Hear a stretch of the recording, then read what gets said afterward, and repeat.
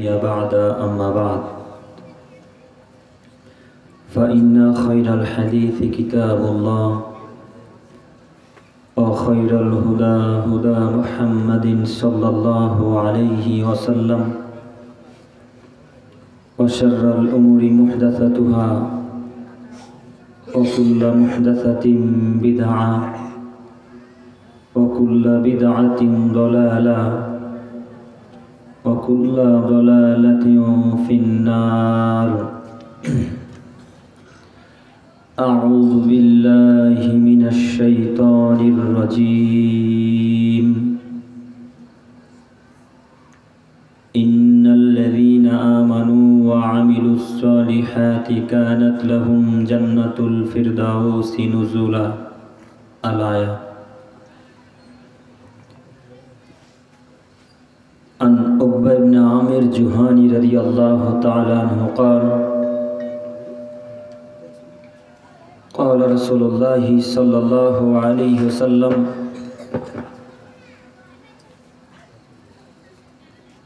ما من مسلم يتوضأ فيحسن وضوءه ثم يقوم فيصلي ركعتين مقبل عليهما بقلبه ووجهه إلا وجبت له الجنة رواه البخاري ومسلم. عن عمار بن ياسر رضي الله تعالى عنه قال قال رسول الله صلى الله عليه وسلم ثلاثة قد حرم الله عليهم الجنة مدمن الخمر آكٌ الدايس الذي يقر في أهله الكبد رواه النسائي والمشكات بسند صحيح.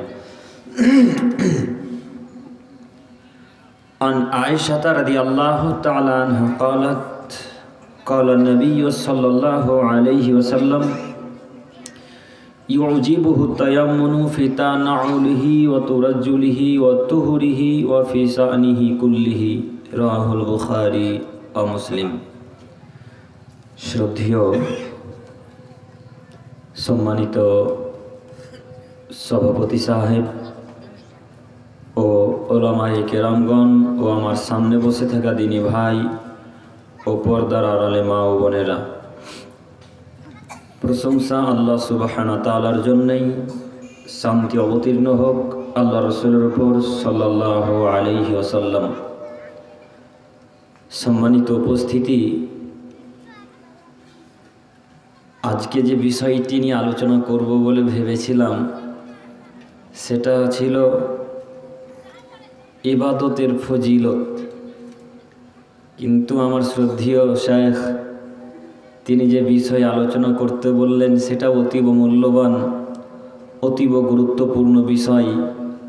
তাই দুইটি বিষয়কে সামনে রেখে আজকে এই দিনী বৈঠকে অতীব গুরুত্বপূর্ণ তথ্যবহুল আলোচনার চেষ্টা করব ইনশাআল্লাহুল আজিজ। সম্মানিত উপস্থিতি, আমি বক্তব্য শুরু করার প্রথমেই আপনাদের সবার সাথে জরুরি কয়েকটি কথা বলতে চাই। তার সর্বপ্রথম জরুরি কথা হচ্ছে যে আপনারা এই প্রোগ্রাম করেছেন আলহামদুলিল্লাহ, জালসা করেছেন আলহামদুলিল্লাহ, তাবলিগি জালসা, কিন্তু এই জালসাতে মেলা বসলো কেন? প্রথম কথা। দ্বিতীয় কথা, মেলাতে যত পুরুষ নারী ঘোরাঘুরি করছে এরা কি সবাই আসমান থেকে জান্নাত থেকে বের হয়ে আসলো এখনই? যারা একজন আরেকজনকে কেউ ধাক্কা মারবে না? কথা বোঝেননি না? আমি যেটা বলতে চাইছি যে এখন যারা বাজারে ঘোরাঘুরি করছে এরা কেউ জান্নাত থেকে আসেনি, এরা সবাই দুনিয়ারই মানুষ। একজন আরেকজনকে ধাক্কা মারবে, এটাই স্বাভাবিক। তো এইখানে আমি কথা না বাড়িয়ে এই জায়গাতে আবার কিছুক্ষণ পরে আসবো ইনশাআল্লাহ।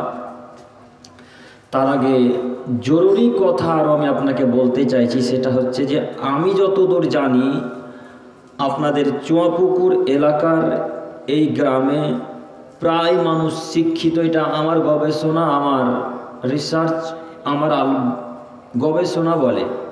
কেন, পাশেই আপনাদের চুয়াপুকুর এক বিরাট ফারাগাত মাদ্রাসা আছে, তাই না? এইখানে অনেক মানুষ আলেম বের হন, অনেক মানুষ হাফেজ হিসাবে বের হন, অনেক মানুষ কারি হিসাবে বের হন। তো আসলেই যদি চুয়াপুকুরের মানুষ শিক্ষিত হয়, আমার গবেষণাও যদি সত্যই হয় যে আসলেই চুয়াপুকুরের মানুষ শিক্ষিত, তাহলে এখন চুয়াপুকুরের যে মানুষগুলা যে অবস্থাতে বসে আছে, এটা কোনো শিক্ষিত মানুষের বসার পরিচয় হলো?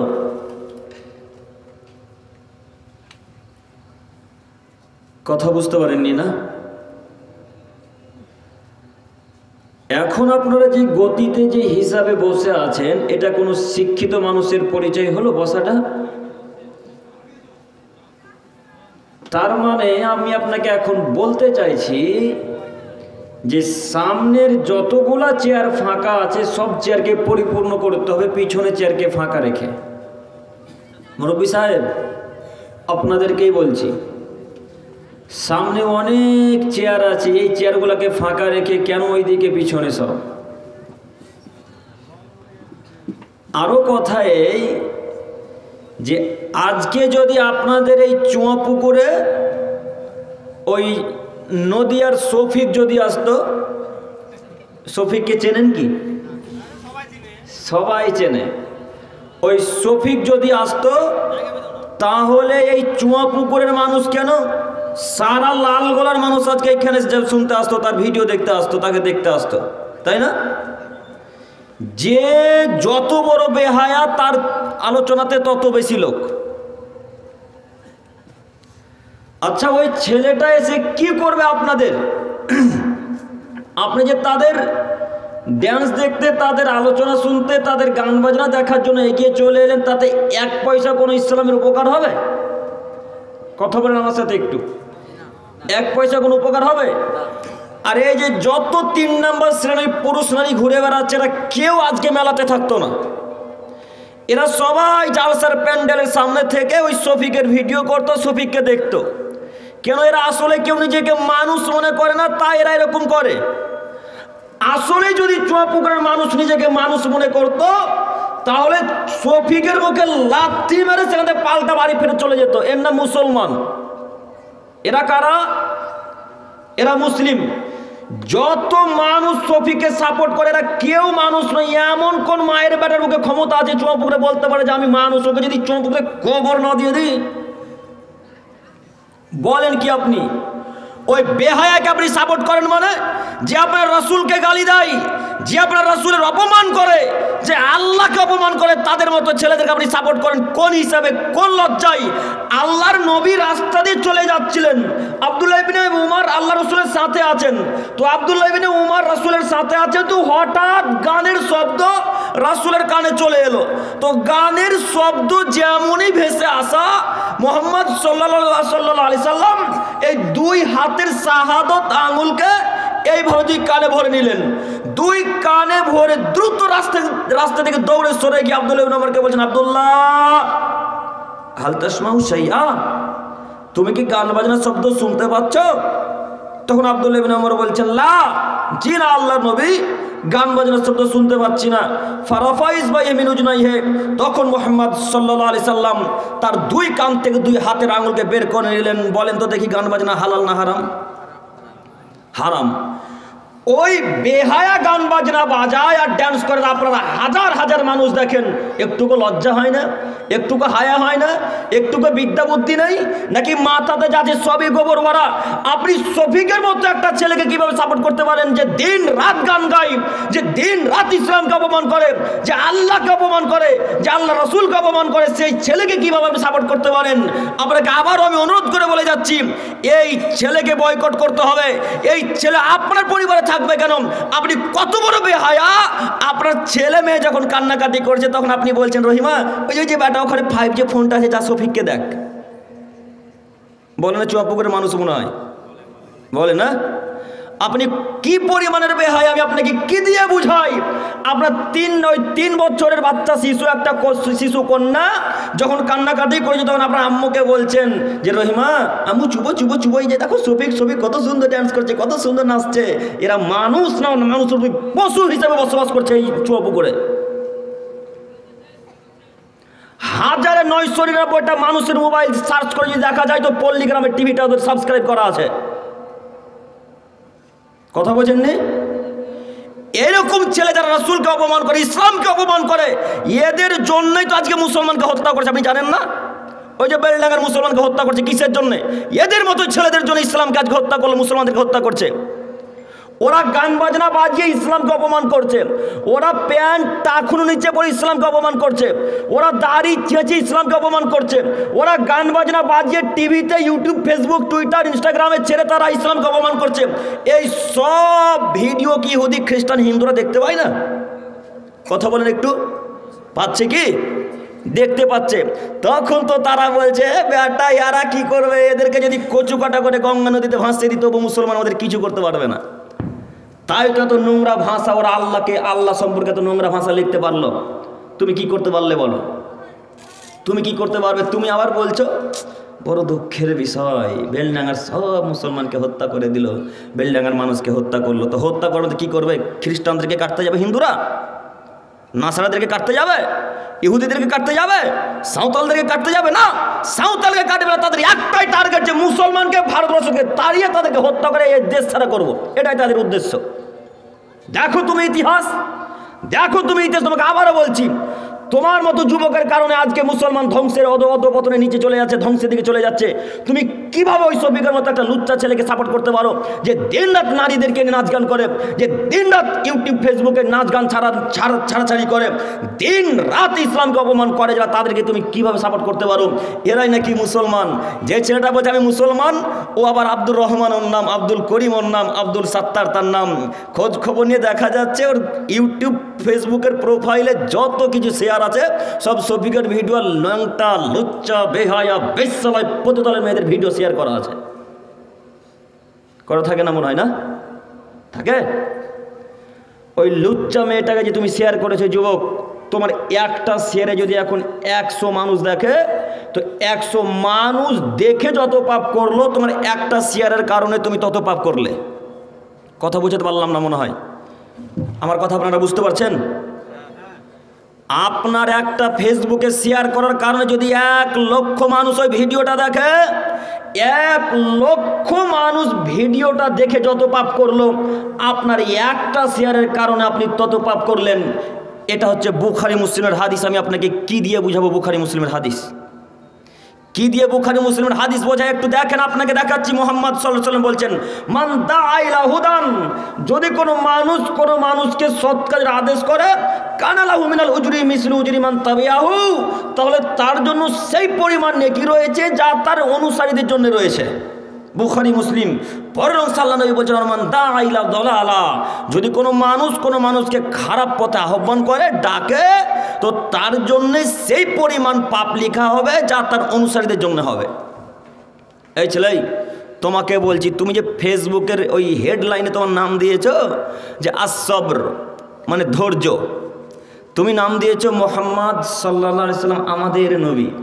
তোমার আইডি চেক করলে দেখা যায় বেটা শুধু ল্যাংটা মেয়েরা, বেশ্যালের মেয়েদের ডান্স। তুমি এই নাম কেন রেখেছো? আমার কথা সবই ভুল হচ্ছে মনে হয় নাকি? আইডি চেক করলে দেখা যায় সব ল্যাংটা, পতিতালয়ের, বেশ্যালের মেয়েদের ডান্স ছাড়া আছে। যুবক, তুমি এরপরেও বলছো আমি তাহাজ্জুদে জান্নাত কিনবো। বাপ বেটা মনে করেছো জান্নাত সহজ, তাই তোমরা বাপ বেটা তোমার মাকে আর তোমার বোনকে রাস্তাতে ঘুরতে দিয়ে এখানে জালসা শুনতে এসেছো। তোমার মাকে হাজার হাজার যুবক ধাক্কা মারছে ফুচকাওয়ালা দোকানে। দেখো আমি দেখলাম এক্ষুনি, ওটা কি আমার মা? ওকে আমি সন্তোষপুর থেকে নিয়ে এসেছি, ওকে আমি জঙ্গিপুর থেকে নিয়ে এসেছি। ওটা কি আমার কন্যা? আমার কন্যাকে এখানে জেনা করতে নিয়ে এসেছি, নিয়ে আসেনি চুয়াপুরের মানুষকে। আবারও বলে যাচ্ছি, ওই মহিলাটাই চুয়াপুরের কোন পরিবারের মেয়ে, চুয়াপুকুরের কোন পরিবারের মা, এই চুয়াপুকুর কোন পরিবারের স্ত্রী যে আজকে ফুচকার স্টলে ফুচকা খাচ্ছে, হাজার যুবক তাকে ধাক্কা মেরেছে, হাজার যুবক তার গা লেগেছে, হাজার যুবক তার বাহুতে ধাক্কা মেরেছে, খারাপ লাগে না? শরীরে কি সবই পুঁজ ভরা নাকি, রক্ত নয়? আমার স্ত্রীকে ধাক্কা মারবে একটা পরপুরুষে আমি সহ্য কেমনে করি? আমার স্ত্রীকে একটা পরপুরুষে ধাক্কা মারবে আমি কেমনে সহ্য করি? আমি মুসলমানের বাচ্চা, মুসলমান, আমার স্ত্রীকে যদি ধাক্কা মারে ওকে একবার দুনিয়া থেকে সরিয়ে দেবো ইনশাল্লাহ। আর ওই মহিলাকে হাজার হাজার পুরুষ ধাক্কা মারে, আপনার খারাপও লাগে না? আপনার বেহায়াও হয় না? লজ্জাও হয় না?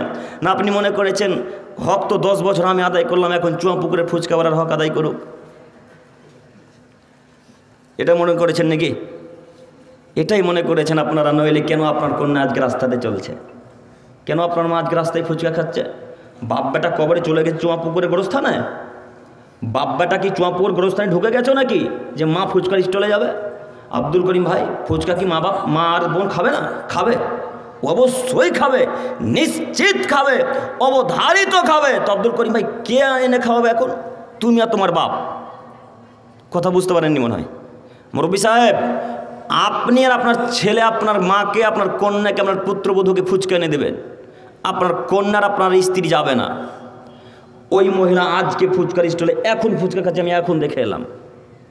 কে ওকে ঠেকাবে? আমি সন্তোষপুর থেকে বাধা দিতে আসবো যে আম্মু ছি ছি ছি ছি ছি ছি ছি ছি ছি আম্মু ছি, ফুচকার স্টলে যাবেন না আম্মু, ফুচকার স্টলে ইহুদির মেয়েরা যায়, ফুচকার স্টলে খ্রিস্টানের মেয়েরা যায় আম্মু, অতএব ছি ছি ছি ছি। আপনি আব্দুর রহমানের মা, আপনি আব্দুল সাত্তারের স্ত্রী আম্মু, অতএব আপনি এগুলোর মুখে লাথি মেরে আজকে ফেরত চলে আসেন আম্মু, জান্নাত আছে ইনশাল্লাহ। এই বাক্য বলে যারা বাড়ি ফেরত চলে যেতে পারবে তাদের জন্য জান্নাত হবে ইনশাল্লাহ।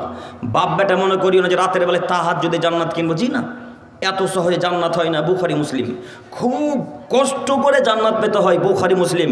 এখানে যদি কোনো আলেম মানুষ থাকে, ছাত্র ভাইরা থাকে, তারা জানে একটা হাদিস। আবু হুরায়রা রাদিয়াল্লাহু তাআলা আনহু বলছেন, রাসূলুল্লাহ সাল্লাল্লাহু আলাইহি সাল্লাম বলেছেন, হুজিবাতিন নার বিসাওহাত হুজিবাতিল জান্নাহ বিল মাকারে। হে আদমের ছেলে মেয়ে, তোমরা শোনো, জাহান্নামকে আল্লাহ তাআলা ঘিরে দিয়েছেন ইচ্ছা দিয়ে, আর জান্নাতকে ঘিরে দিয়েছেন আল্লাহ কষ্টনীতি কায়দা ক্লেশ দিয়ে, অতীব কষ্ট দিয়ে। একটু আপনাকে দেখাই জাহান্নাম আর জান্নাত কত সহজে পাওয়া যায়, জান্নাত আর জাহান্নাম কত সহজে মিলে, একটু আপনাকে দেখাই। মহান আল্লাহ তাআলা জিবরাইলকে বলছেন, জিবরাইল, জান্নাত তৈরি করলাম, তো তুমি একটু জান্নাতটা দেখে এসো না কেমন হয়েছে। তো জান্নাত দেখে এসে জিবরাইল আল্লাহকে বলছে, আল্লাহ তাআলা আপনি এমন ঘর তৈরি করেছেন এখানে আদমের ছেলে মেয়ে জিন সবাই প্রবেশ করবে। এরপরে আল্লাহ তাআলা জিবরাইলকে বলছেন, জিবরাইল এবার জাহান্নামটা দেখে এসো তো একবার। তো জিবরাইল জাহান্নাম দেখে এসে আল্লাহকে বলছে, আল্লাহ আপনার ইজ্জতের কসম, আপনার জিল্লতের কসম, আপনার সম্মানের কসম, আল্লাহ এমন জিনিস তৈরি করেছেন এখানে মানুষ তো যাবে না, জিনও যেতে চাইবে না। দুইবার কথা জিবরাইল দুই রকম বললেন। তৃতীয়বার আল্লাহ তাআলা জিবরাইলকে বলছেন, জিবরাইল আর একবার জান্নাত দেখে এসো তো, দেখো তো জান্নাত কেমন করে আছে। জিবরাইল আলাইহিস সালাম আল্লাহর কথা শুনে আবার জান্নাত দেখতে গেলেন। জান্নাত দেখে এসে আল্লাহকে বললেন, আল্লাহ আপনার ইজ্জতের কসম, আপনার সম্মানের কসম, আল্লাহ আপনার ইজ্জতের কসম, এমন জান্নাত তৈরি করেছেন মানুষ কেউই প্রবেশ করতে পারবে না। এতক্ষণ আগে কথা কি ছিল? কথা বলেন একটু। সবাই চলে যাবে, এতক্ষণ আগে কথা ছিল, এখন কথা পরিবর্তন হয়ে গেল। তারপর আল্লাহ তাআলা জিবরাইলকে বলছেন, জিবরাইল তারা জাহান্নাম একবার দেখে আসো। তো জিবরাইল আলাইহিস সালাম জাহান্নাম দেখে আবার আল্লাহর কসম করছেন, বলছেন, আল্লাহ তোমার কসম, আল্লাহ তোমার সম্মানের কসম, আল্লাহ তোমার ইজ্জতের কসম, এমন জাহান্নাম তৈরি করেছো এখানে মানুষ তো যাবে, জিন পাথর সবাই প্রবেশ করবে। তার অর্থ কি বলেন তো দেখি? জাহান্নামকে আল্লাহ ইচ্ছা দিয়ে ঘিরে দিলেন এইবার, আর জাহান্নামকে আল্লাহ খুব কষ্টনীতি কায়দা ক্লেশ দিয়ে ঘিরে দিলেন। তাই এত সহজে জান্নাত পাওয়া যায় না, জাহান্নাম অতীব সহজে পাওয়া যায়। আব্দুল করিম ভাই, জাহান্নাম যাব, তো আপনার স্ত্রীকে এখন খোলামেলা ঘুরতে বলে দেন, বোঝেননি কথা? আব্দুল করিম ভাই জাহান্নাম যাব, তো প্যান্টটা টাকানো নিচে পড়েন, কাউকে বলা লাগবে না যে জাহান্নাম যেতে হবে। প্যান্টটা টাকানো নিচে এখনই পড়েন, জাহান্নাম প্রস্তুত হয়ে আছে, ঢুকেননি কেন? মরেননি তার জন্যে। আল্লাহ নবী বলছেন, কেউ যদি ফরজ সালাতের পর আয়াতুল কুরসি পাঠ করতে সে জান্নাতে চলে গেছে, তো ঢুকেনি কেন এখন? মরেননি তার জন্য। তো জাহান্নামে যাননি কেন এখন? মরেননি তার জন্য। প্যান্ট এখন নিচে থাকবে কেন? এদের এই বিষয় নিয়ে বলতে গিয়ে এখন আমি আপনাকে বলতে চাইছি, এদেরকে ইহুদি খ্রিস্টানরা কাটবে না তো কাকে কাটবে গো? এরা রাসূলের বিধানকে অপমান করে, এরা আল্লাহকে অপমান করে, এরা আল্লাহর কোরআন মাজিদকে অপমান করে, এরা রাসূলের হাদিসকে অপমান করে। তো এদেরকে ইহুদি খ্রিস্টানরা কুচুকাটা করে কাটবে না তো কাকে কাটবে বলেন? সম্মানিত তিনি ভাই, আমি আপনাকে কি দিয়ে বুঝাই বলছিলাম, জাহান্নাম যদি যেতে চান তো খুব কষ্ট করা লাগবে, আস্তাগফিরুল্লাহ, যদি জান্নাত পেতে চান তাহলে খুব কষ্ট করা লাগবে, আর জাহান্নাম যদি যেতে চান তো অতীব সহজে পাওয়া যাবে, কথা মুহাম্মদ সাল্লাল্লাহু আলাইহি সাল্লাম বলছেন। তাই তিনি বলছেন জাহান্নাম রাস্তায় পড়ে আছে, জাহান্নাম রাস্তায় পড়ে আছে, জাহান্নাম রাস্তায় পড়ে আছে, আর জান্নাত অতীব কষ্ট, নীতি, কায়দা, ক্লেশ করে জাহান্নাম জান্নাত পাওয়া যায়। অতএব আমার প্রিয় দিনী ভাই, আপনাদের এবার আমি বলছি যে জান্নাত যদি পেতে চান তাহলে ওই যে একটু আগে আপনাদের শেখ আকবর আলী সাহেব নাকি ওনার নাম আকবর আলী সাহেব বক্তব্য রাখছিলেন যে হাতে কালো ধাগা বেঁধেছে। হ্যাঁ, তো এই কালো ধাগাকে ছিঁড়ে ফেলে দিবে যে সেই জান্নাতে যাবে ইনশাল্লাহ। একটু তোমাকে দেখাই যুবক যে কালো ধাগা বাঁধা যায় কিনা, একটু দেখাচ্ছি, দেখো। লোকমান হাকিমের নাম শুনেছেন আপনারা? শুনেছেন না? একটা লোকমান কোরআন মাজিদে সূরা আছে। তো এই লোকমান এত জ্ঞানী মানুষ, এত জ্ঞানী মানুষ, এত জ্ঞানী মানুষ, তার ছেলেকে কিছু উপদেশমূলক কথা বলেছিলেন। ওই কথা আল্লাহ তাআলা এত পছন্দ করেছেন, ওই কথা আল্লাহ তাআলা এত পছন্দ করেছেন, তার কথাকে নকল করে কোরআন মাজিদের মধ্যে তুলে দিয়ে বলছেন, হে পৃথিবীর মানুষ, লোকমান হাকিম যা তার ছেলেকে বলেছিল তোমরাও বলো, লোকমান হাকিম যা তার ছেলেদেরকে বলেছিল তোমরাও বলো, লোকমান হাকিম তার ছেলেকে যা বলেছিল তোমরাও বলো।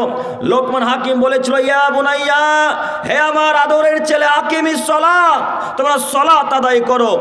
হে আমার আদরের ছেলে, লা তুশরিক বিল্লাহ, তুমি আল্লাহর সাথে কাউকে শরীক স্থাপন করো না। হে আমার আদরের ছেলে, শিরক হচ্ছে পৃথিবীর সবথেকে বড় পাপ, শিরক হচ্ছে পৃথিবীর সবচেয়ে বড় গুনাহ। এ কথা লোকমান হাকিম তার ছেলেকে উপদেশমূলক কথা দিয়ে বলছেন। তাই আল্লাহ কোরআন মাজিদের মধ্যে নকল করে বলছেন, আদমের ছেলে মেয়ে তোমরা সবাই আদম যে লোকমান হাকিম যেমন বলেছিল তোমরাও বলো, আব্বু শিরক করো না, আব্বু অমুক কাজ করো না। লোকমান হাকিম বলতে পারে যে আব্বু মাজারে সিজদা করতে হয় না, লোকমান হাকিম বলতে পারে আব্বু মাজারে 1 টাকা দিতে হয় না, লোকমান হাকিম বলতে পারে আব্বু হাতে কালো ধাগা বাঁধতে হয় না, লোকমান হাকিম বলতে পারে আব্বু চুলের সাথে ওই সাদা কড়ি বাঁধতে হয় না। সাদা কড়ি চুলের সাথে বাঁধে কি মানুষ? চম্পুকের মানুষ বাঁধে না, না? আপনার ছেলের পা কেটে গেছে, মনে করেন আপনাদের চম্পুকের মোড়ে অ্যাক্সিডেন্ট হয়েছে বাইকে, তো বাইকে অ্যাক্সিডেন্ট হওয়ার পর পাটা একটু ফুলে গেছে, তখন আপনার স্ত্রী বলছে, বেটা লোকে তো নজর লাগিয়ে দেবে, বেটা তো এই কড়িটা চুল দিয়ে বাঁধো, বেটা নজর লাগবে না। বলে না চম্পুকের মানুষ? মনে হয় বলে, কথা বলেন না কেন গো? বলে না? ভয় লাগছে কথা বলতে নাকি? চেয়ারে যে আমি বসে আছি গো, মারলে চুয়াপুকুরের মানুষ আমাকে মারবে, আপনাদেরকে মারবে না ইনশাল্লাহ, তাই না? আমাকেই মারবে। কোনো কিছু জিজ্ঞাসা করলে আমাকে জিজ্ঞাসা করো, আপনাদেরকে করবে কি? আপনাদেরকে করবে না। তো আমি ভয় করি না, আপনারা ভয় করছেন কেন? আমি যতক্ষণ কথা বলে একটু শুধু কথার উত্তর দেবেন। হাত পা কেটে গেলে কি ওই চুল দিয়ে সাদা করে বাঁধা হয়? হয়। ওই হাতের কবজিতে লাগছে, তো তার জন্য আপনার হুজুর বলেছে কালো ধাগা বাঁধতে হবে। কালো ধাগা বাঁধলে নাকি কবজিতে লাগা ভালো হয়ে যায়, তাই ছেলেরা হাতে কবজিতে কালো ধাগা বেঁধেছে, তাই না? আরে আশ্চর্য ব্যাপার, ছেলেরা তো কবজিতে হাতে কালো ধাগা বাঁধছিল, মহিলারা এখন পায়েও বাঁধে।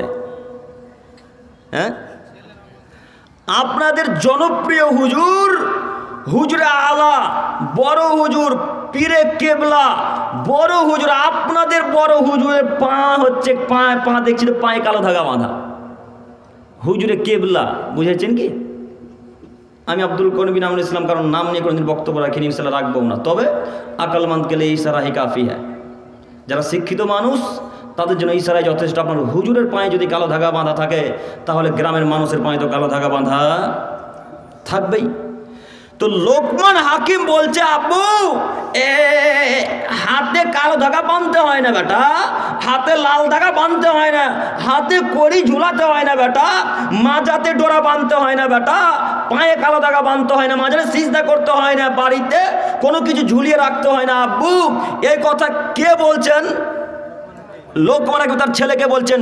এ কথা একজন লোকমান হাকিম একজন মানুষ হয়ে বলতে পারে? আপনি কি কাপুরুষ? আপনি কি বেহায়া মানুষ? আপনি কি অমানুষ? আপনার শরীরে কি রক্ত নাই? আপনার চোখের সামনে একটা ছেলে হাতে কালো ধাগা বেঁধে আছে, আপনি কিছু বলতে পারেন না কেন? হাতে কালো ধাগা যখন আপনার ছেলের হাতে দেখবেন, আব্দুর রহমান হাতে কালো ধাগা কেন? আগে ধাগা খোল, তো দাঁত ভেঙে চুরমার করে দেবো। ধাগা খোল আগে, তারপর কোনো কথা। কই বলতে পারলেন না কেন? বাপ আপনি, আপনি কাপুরুষ বাপ। আপনার মতো বাপকে আমরা আসল বাপ বলি না, আপনার মতো বাপকে আমরা বাপ বলি না। এই বাক্য যে বলতে পারে সে আসল বাপ। যে বলতে পারে আব্দুর রহমান হাতে কালো ধাগা বেঁধেছো বেটা, খুলে ফেলে দাও, নাহলে দাঁত কিন্তু 32টাই ঝরিয়ে দেবো, একটা থাকবে না। এই বাক্য বলতে পারে যে সে হলো বাপ। তো বাপ এত বড় বেহায়া কাপুরুষ বাপ, মাও বেহায়া মা। মা বলছে বেটা কবজিতে লাগছে তো কালো ধাগা বাঁধো, ঠিক হয়ে যাবে। তাই তো আপনার স্ত্রী ওই পেঁপে গাছে পেঁপে ধরছে না, তখন ওই চামড়ার জুতা আর ওই ঝাঁটা বেঁধেছে। বাঁধে না মনে হয়? বাঁধে বাঁধে। আর আরও একটা কথা বলি এবার। আমি তো ভাবছিলাম এদিকে যাবই না, কিন্তু চলে এলাম। একটু কথা, একটু আমার দিকে তাকান তো। আপনারা ওই লরি বা 4 চাকার সামনে চামড়ার জুতা ঝুলতে দেখেছেন? দেখেছেন না? সবাই দেখেছে। কেন ঝুলা আছে বলেন তো দেখি? হ্যাঁ বাহ, এরা ভালোই বোঝে। হুজুর বলেছে যে চামড়ার জুতা ঝুলাবেন, তাহলে অ্যাক্সিডেন্ট হবে না। তো হুজুরের আকীদা কোথায়, আর মানুষের আকীদা কোথায় গিয়ে ঠেকেছে? তো এই হুজুরের যদি ঠোঁট না কাটবে নিজে নিজে, তাহলে কে ঠোঁট কাটবে? বুঝেননি?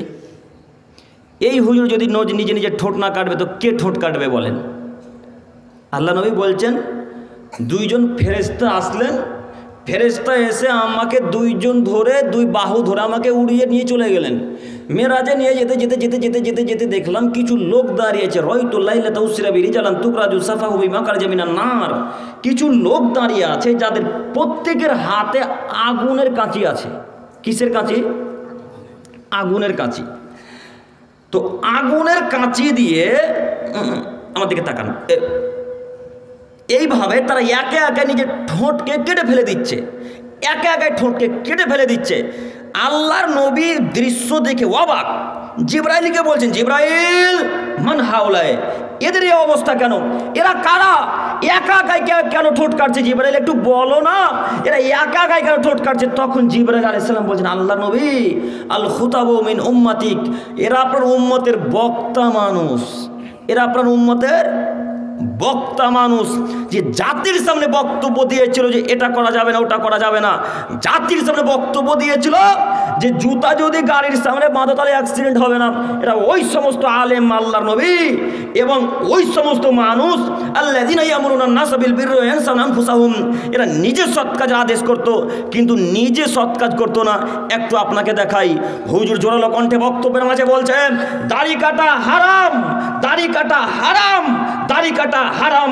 ওই হুজুরের মুখের দিকে লক্ষ্য করে দেখা যায় হুজুরের দাড়ির চতুর্দিক সমান। হ্যাঁ, আমার কথা মিললে কি? মিলছে আমার কথা? হুজুর বলছে সালাসাতুন লা ইউকাল্লিমুহুমুল্লাহু ইয়াওমাল কিয়ামা, 3 শ্রেণীর মানুষের সাথে আল্লাহ কিয়ামতের মাঠে কথা বলবেন না। ওয়ালা ইউযাক্কিহিম, তাদেরকে আল্লাহ তাআলা পবিত্র করবেন না। ওয়ালা ইয়ানদুরু ইলাইহিম, তাদের দিকে আল্লাহ তাআলা তাকাবেন না। ওয়ালাহুম আযাবুন আলীম, তাদের জন্য আল্লাহ তাআলা কঠিন যন্ত্রণাদায়ক শাস্তি রেখেছেন। তার এক শ্রেণীর মানুষ যারা লুঙ্গি প্যান্ট পায়জামার টাকুর নিচে পড়ে। হুজুর এইভাবে বক্তব্য রাখছে, কিছুক্ষণ পর হুজুর যখন দাঁড়াচ্ছে তখন হুজুরের প্যান্টের দিকে যখন লক্ষ্য করা হচ্ছে তখন হুজুরের প্যান্টটি টাকুর নিচে। যে হুজুরকে বলা হচ্ছে হুজুর এটা যে বুখারী মুসলিমের হাদিস, তো হুজুর বলছে বলতে হয় তাই বলেছি। আল্লাহর কসম আপনাকে আমি নাম বলবো না, একটা বাংলাদেশের বক্তা আমাদের সাথে জলঙ্গি নাম শুনেছেন? জলঙ্গি নাম শুনেছেন? ওই যে ব্রাদার রাহুল ভাইয়ের বাড়ি আর শাহিনুর রহমান ভাইয়ের বাড়ি, ওদের গ্রামে পদ্মা পারে প্রোগ্রাম, নদীর ওপার, ওই নদী পার করলে তারপরে বাংলাদেশ। ওইখানে প্রোগ্রামে ওরা একটা বাংলাদেশের হুজুরকে দাওয়াত দিয়েছেন। আমি আছি, শাহিনুর ভাই আছে, আর আব্দুর রহমান মিরাজি বলে একজন বক্তা হরিশ্চন্দ্রপুর মালদার আছে। তো বাংলাদেশে যিনি বক্তা তাকে প্রধান বক্তা রেখেছেন ওনারা। তো হুজুরের দিকে যখন আমি আর শাহিনুর ভাই লক্ষ্য করে দেখছি তো হুজুরের ঠোঁট লাল টুকটুকে হয়ে আছে। কেন বলুন তো দেখি? হ্যাঁ, শুনতে পেলাম না? হ্যাঁ, হুজুর পান খেয়েছে। হুজুরের পকেটের দিকে লক্ষ্য করলে দেখা যায় একটা জর্দা পান হুজুরের পকেটে ভরা আছে। হুজুরের পায়ের দিকে লক্ষ্য করলে দেখা যায় হুজুরের প্যান্টটা একেবারে মাটিতে ঝাড় দিতে দিতে যাচ্ছে। হুজুরকে বলা হচ্ছে, হুজুর এ নীতি যে চলবে না। তো হুজুর বলছে, ছোট মোটো পাপ কি হবে? আল্লাহর কসম করে বলছি, কিস্সা কাহিনী কোনোদিনও বলি না, তবে এই বিষয়টা যেহেতু এলো তাই বলছি। বক্তা সাহেব, বক্তা মানুষ, হাজারো এরকম আলেম আছে বক্তারে যারা বক্তব্য রাখে দাড়ি কাটা হারাম, তার দাড়ি চতুর্দিক সমান। দেখেননি মনে হয়? দেখেছেন কি? দেখেছেন। হুজুর বলছে যে কবরে গিয়ে একত্রিত মোনাজাত করতে হয় না। তো একটা এমএ পাস ছাত্র, একটা ছেলে হুজুরের পকেটে গিয়ে 1000 টাকা ধরিয়ে দিয়েছে। 1000 টাকা ধরিয়ে দিয়ে হুজুরকে বলছে, হুজুর ওইটা আমার বাপের কবর একটু জিয়ারত করে দেন, দোয়া করে দিতে হবে। হুজুর 100 টাকা পেয়ে বলছে, চলো তোমার বাপের কবর জিয়ারত করে আসি। এখন যদি হুজুরকে বলেন বেদাত করতে, বেদাতও করে দেবে, আর শিরক করতে বলে শিরক করে দেবে। হুজুর বলছে, চলো তোমার বাপকে দোয়া করে জান্নাতে না ভরে দিয়ে আজকে আসবো না। তাই হুজুর চলে গেছে বক্তব্য দিতে, দোয়া করতে, আস্তাগফিরুল্লাহ, দোয়া করতে চলে গেছে। হুজুর দোয়া করতে এক পর্যায়ে শুরু করে বলছেন, রব্বির হামহুমা কামা রব্বায়ানি সাগীরা, হে আমার প্রতিপালক, আমার আব্বু আম্মু আমাকে বাল্য অবস্থায় যেভাবে লালন পালন করেছিল মাবুদ, তুমি আমার পিতামাতাকে সেভাবে লালন পালন করো। তখন এমএ পাস ছাত্র যে ছেলেটা 1000 টাকা দিয়েছে, সে ছেলেটা বলছে, আল্লাহুম্মা আমিন, আল্লাহ তুমি হুজুরের বাপ মাকে জান্নাতে ভরে দাও। কথা বলছেন না? তাহলে ওর এমএ পাস শিক্ষা অর্জন করার কোনো লাভ হলো? ওর বিদ্যাকে আজকে চুয়াপুকুরের মাটিতে কবর দিতে এসে, আপনি মনে রাখেন, ওর বিদ্যাকে আজকে চুয়াপুকুরের মাটিতে কবর দিতে এসে হুজুর বলছে, রব্বির হামহুমা কামা রব্বায়ানি সাগীরা, হে আমার প্রতিপালক, আমার আব্বু আম্মু আমাকে বাল্য অবস্থায় যেভাবে লালন পালন করেছিল মাবুদ, তুমিও আমার পিতামাতাকে সেভাবে রহমতের চাদরে দেখো। তখন যে ছেলেটা 1000 টাকা দিয়েছে, সে ছেলেটা বলছে, আল্লাহুম্মা আমিন, আল্লাহ তুমি হুজুরের বাপ মাকে জান্নাতে দিয়ে দিও। তাহলে এই ছেলেটার 1000 টাকাটাও লস, দুয়াটাও লস। কথা বলছেন নি? আরবি দুয়া মুখস্থ নেই, তাতে কি আছে? গোদা বাংলায় বলতে পারবো তো কবরে গিয়ে? বাংলা জানি না, বাংলা জানি না। বাংলাতে গিয়ে আল্লাহকে বলবো, আল্লাহ আমার আব্বা সাধারণ মানুষ ছিল, আল্লাহ তো মারা গেছে হঠাৎ, তুমি আল্লাহ দয়াবান, তুমি আল্লাহ ক্ষমাবান, আল্লাহ তুমি আমার বাপের কবর আযাবকে মাফ করে আমার আব্বুকে জান্নাতুল ফেরদাউস দান করো। এই বাক্য বলতে বলতে বলতে বলতে 2 চোখের পানিকে একবার ফেলে দাও যুবক, তোমার হুজুর কান্না করে করে করে করে করে করে করে সব দাড়ি পাঞ্জাবি পায়জামা যদি ভিজিয়ে দেয়, তবুও তোমার হুজুরের দোয়া কবুল হবে না। কেন হবে না আব্দুল করিম ভাই? প্রথম কথা, ওটা বেদাতি প্রথা, বুঝেননি মনে হয়? প্রথম কথা কি? ওটা বেদাতি প্রথা। দ্বিতীয় কথা, হুজুরের দোয়া কবুল হতেও পারে, নাও হতে পারে, কিন্তু তুমি তোমার বাপের সন্তান। আল্লাহ নবী বলছেন 3 শ্রেণীর মানুষের দোয়া অতীব তাড়াতাড়ি কবুল হয়।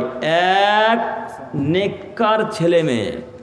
নেককার ছেলে যখন আব্বুর জন্য দোয়া করে বলে, আল্লাহ আমার আব্বুকে ক্ষমা করো, আল্লাহ তখন তার দোয়া অতীব তাড়াতাড়ি কবুল করে। একথা মুহাম্মদ সাল্লাল্লাহু আলাইহি সাল্লাম বলছেন।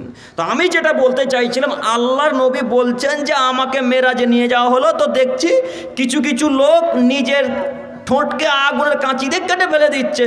তো এরা হলো আমার উম্মতের বক্তা। কেমন বক্তা? এমন বক্তব্য রাখতো যেটা হাদিসেও নেই, কোরআনেও নেই। তার মানে সব জাল জয়ীব কথা, সব মিথ্যা মিথ্যা কথা দিয়ে বক্তব্য রেখে হুজুর জাতির সামনে টাকা নিয়ে যেত। এরা হলো আমার উম্মতের বক্তা। কথা মুহাম্মদ সাল্লাল্লাহু আলাইহি সাল্লাম বলছেন, ও বক্তা সাহেব আপনাকে বলি, ও হুজুর সাহেব আপনাকে বলি, আপনি যদি প্রমাণ করতে না পারেন যে মাজারে 1 টাকা দান করা যাবে, যদি প্রমাণ করতে না পারেন তো প্রস্তুত থাকিয়েন যা কিয়ামতের মাঠে ঠোঁট কাটার জন্য। আপনি প্রস্তুত থাকিয়েন কিয়ামতের মাঠে ঠোঁট কাটার জন্য।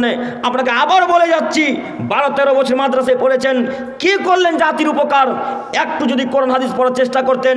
এই কোরআন মাজিদের মধ্যে 30 পারা কোরআন, এটা এই 30 পারা কোরআন মাজিদের মধ্যে আল্লাহ তাআলা বলছেন, ও মাইয়ুশরিক বিল্লাহ, আদমের ছেলে মেয়ে তোমাদের মধ্যে যদি কোনো মানুষ শিরক করে ফাকাদ হারামাল্লাহু আলাইহিম আল জান্নাহ, আমি আল্লাহ তাআলা তার উপর জান্নাতকে হারাম করে দিলাম, আমি আল্লাহ তার উপর জান্নাতকে হারাম করে দিলাম, আমি আল্লাহ তাআলা তার উপর জান্নাতকে হারাম করে দিলাম। কোরআন মাজিদের আয়াত। একটু আপনাকে প্রশ্ন করে বলি, আল্লাহ যদি জান্নাত হারাম করে দেয়, পৃথিবীতে এমন কোন মায়ের বেটার বুকে ক্ষমতা আছে যে আল্লাহর সাথে ঝগড়া করে জান্নাত কিনে নেবে? পারবে? পারবে না। আল্লাহ বলছে যারা শিরক করে মারা যায় তাদের উপর জান্নাত হারাম।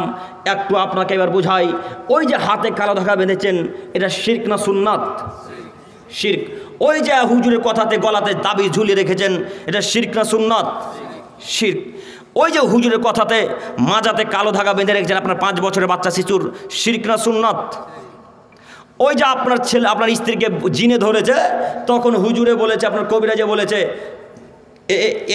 এই জ্বরটা ডান হাতে রাখবে, এই জ্বরটা বাম হাতে রাখবে, আর কিছু জ্বর মধ্যস্থলে ঝুলিয়ে দেবে, এটা শিরক না সুন্নাত? শিরক। তাহলে বলেন এরা এখন কোথায় যাবে? এরা জাহান্নামে যাবে। যেমন যে হুজুর বলেছে এগুলো যায়, সে হুজুর জাহান্নামে যাবে তেমন। আমি আপনাকে অনুরোধ করে বলতে চাইছি, আপনারা হয়তো খুব এখন খুশিতে আছেন যে শুধু তো আব্দুল করিম ভাই হুজুরদেরকেই বক্তব্য দিচ্ছে, তো আমাদের বিরুদ্ধে কেন বলে না? এইবার আপনাকে বলি, এই হাদিস কি শুধু হুজুরদের জন্য প্রযোজ্য, না সারা পৃথিবীর মানুষের জন্য?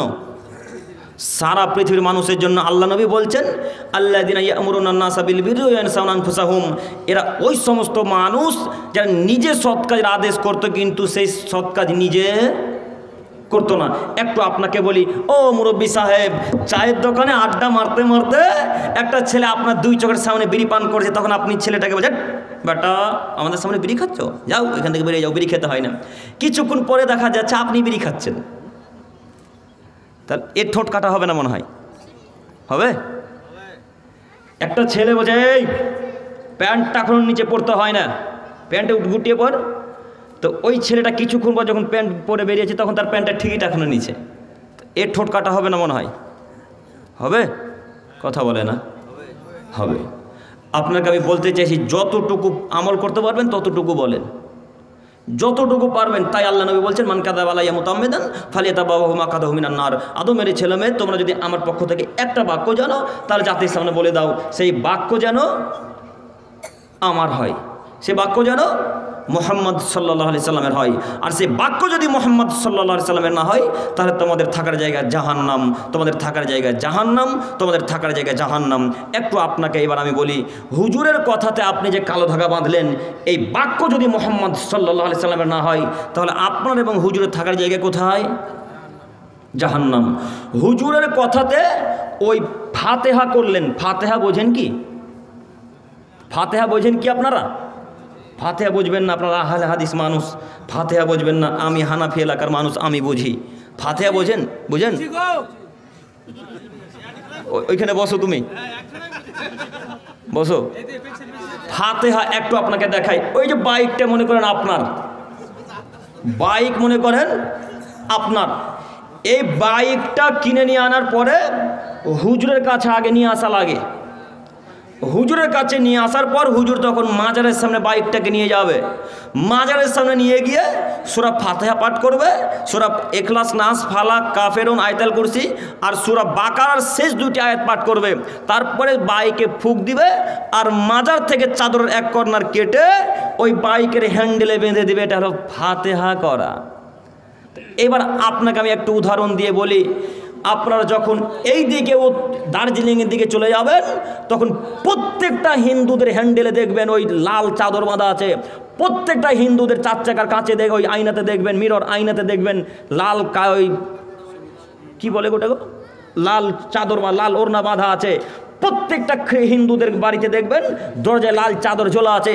প্রত্যেকটা হিন্দুদের ওই সাইকেলে দেখবেন, ভ্যানে দেখবেন লাল চাদর, লাল ওড়না ঝোলা আছে। তো ওদেরও লাল ওড়না ঝোলা, আপনারও লাল ওড়না ঝোলা, ওদেরও লাল ওড়না ঝোলা, আপনারও সবুজ ওড়না ঝোলা। তাহলে ওদের মাঝে আর আপনার মাঝে কোনো পার্থক্য থাকলো? ওরাও পূজার কাছে গিয়ে আগে দোয়া করে যে হে দুর্গা পূজা মা, আমাদের গাড়ির জন্য অ্যাক্সিডেন্ট না হয়। আপনারা হুজুরও কেবলা হুজুরকে বলে, হুজুরে আল্লাহকে বলে, হুজুর এই ছেলেটা গাড়ি কিনেছে হুজুর, তো আমাদের গাড়িটার জন্য অ্যাক্সিডেন্ট না হয়, এই দোয়া বলে আপনি তখন তাকে চাদর বেঁধে দেন। আচ্ছা বলেন দেখি, অ্যাক্সিডেন্ট থেকে বাঁচার ক্ষমতা কার? আল্লাহর। তাহলে এই হুজুরকে যদি আলেম বলেন, তাহলে আপনারা কেমন মানুষ বলেন? আমরা তো এদেরকে আলেম বলি না, এদেরকে আমরা মানুষই মনে করি না, এদেরকে আমরা মানুষই মনে করি না। কেমন আলেম? কিসের আলেম? আলেম মানে জ্ঞানী মানুষ, আলেম মানে জ্ঞানী মানুষ। সবাই আলেম হতে পারে, যেই জানে সেই আলেম। যারা শুধু মাদ্রাসায় পড়েছে তারাই যে আলেম, এ কথা ঠিক নয়। যারা শুধু মাদ্রাসায় পড়াশোনা করেছে তারাই শুধু আলেম, এ কথা ঠিক নয়।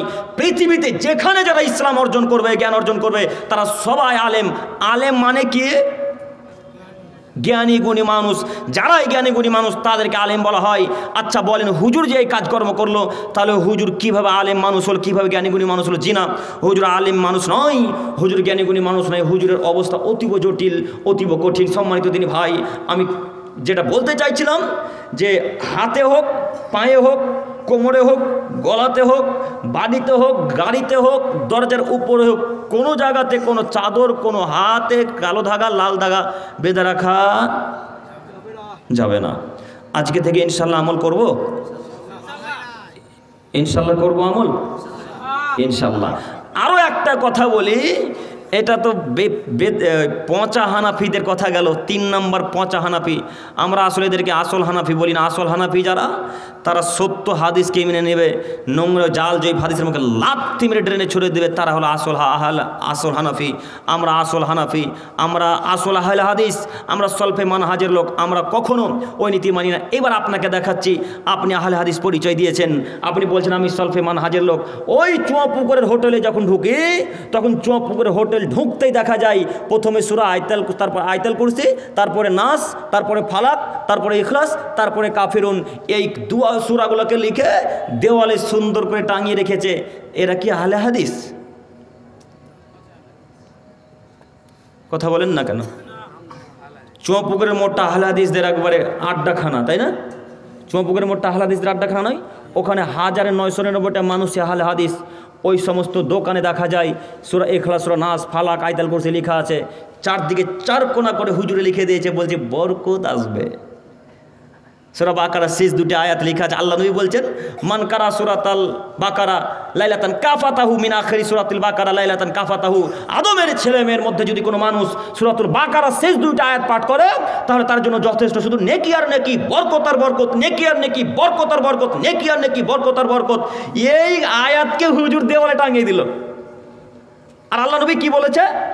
আল্লাহ নবী বলছে, মান কারা, যে পড়লো, যে পাঠ করলো, তার জন্য এই নেকি, বরকত আর বরকত। তো দেওয়ালে টাঙিয়ে রেখে কে কখন পড়বে আর কে বরকত নিবে?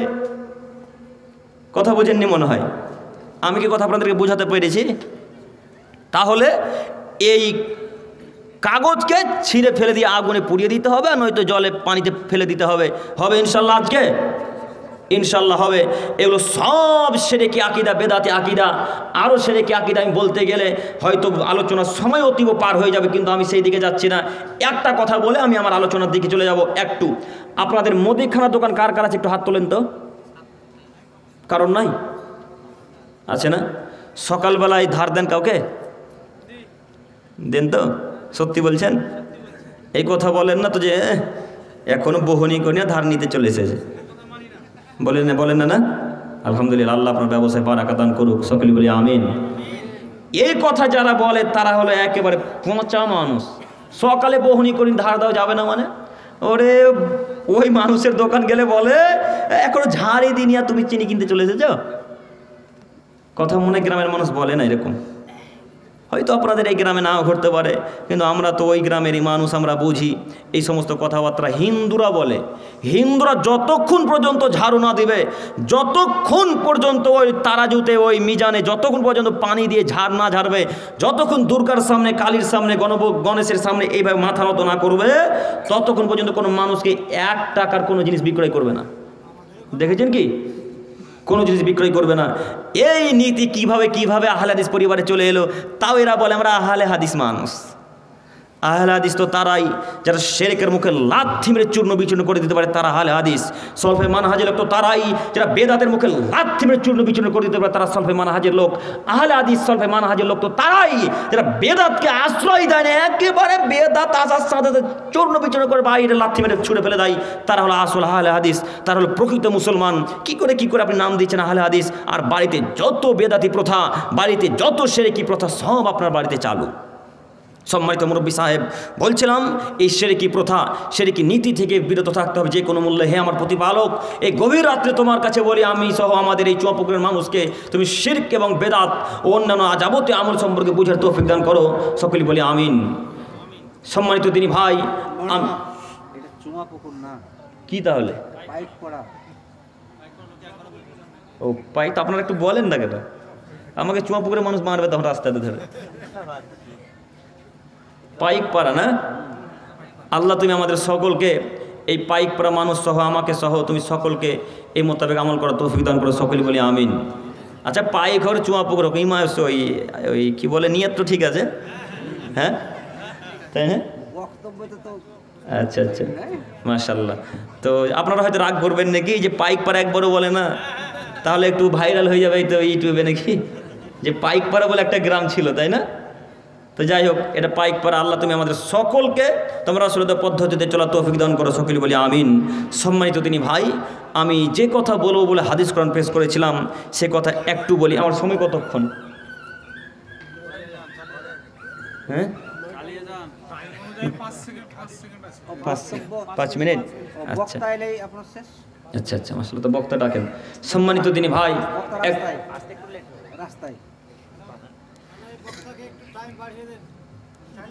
আমরা বাড়ি যাব না?